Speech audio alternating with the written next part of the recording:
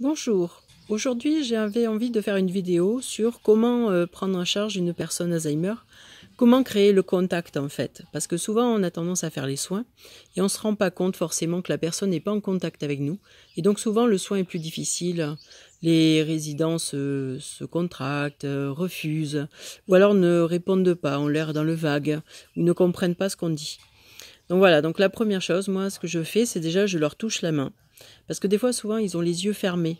Donc, on pense que, en fait, ils dorment. Et c'est surtout parce qu'en fait, ils ont, comme s'ils étaient bloqués. Voilà, ils ont du mal à garder les yeux ouverts. Souvent, ils ont l'impression d'être dans un état brumeux. Donc, dans ces cas-là, le mieux déjà, c'est de toucher légèrement le bras. S'ils ouvrent de suite les yeux, c'est qu'en fait, ils ne dormaient pas. Deuxièmement, ce que je fais, c'est que je les regarde déjà dans les yeux. Je les appelle. Souvent, on les appelle par leur nom de famille, mais ils s'en rappellent plus, ils réagissent plus facilement au prénom. Donc, dans ces cas-là, je l'appelle plutôt par son prénom. Et je regarde que son regard vient bien sur moi. Si c'est pas forcément le cas, ou s'ils me disent oui, mais qu'ils ne me regardent pas, à ce moment-là, je me mets bien à la hauteur de leurs yeux pour être sûr qu'en fait, ils me regardent à moi. Donc, ensuite, je dis ce que je vais faire. Voilà, parce que souvent, même s'ils ont compris que j'étais en relation avec eux, c'est pas pour ça qu'ils vont comprendre ce que j'ai envie de faire avec eux. Donc à ce moment-là, je leur explique et je leur dis voilà, nous allons faire ça. Est-ce que vous êtes d'accord? Est-ce que vous avez bien compris?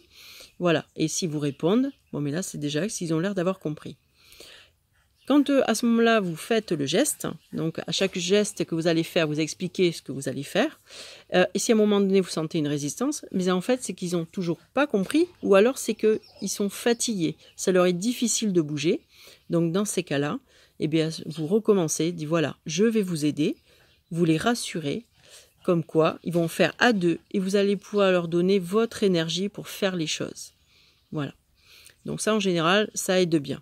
Après, si vous voyez vraiment qu'il n'y arrive pas, c'est pas un problème. À ce moment-là, vous passez ou le relais quand vous pouvez, ou alors vous le remettez un peu plus tard et vous faites autre chose entre-temps. Ce qui fait que dans votre soin, vous perdez pas de temps et mais vous pouvez continuer donc le soin, mais vous le faites différemment. Voilà.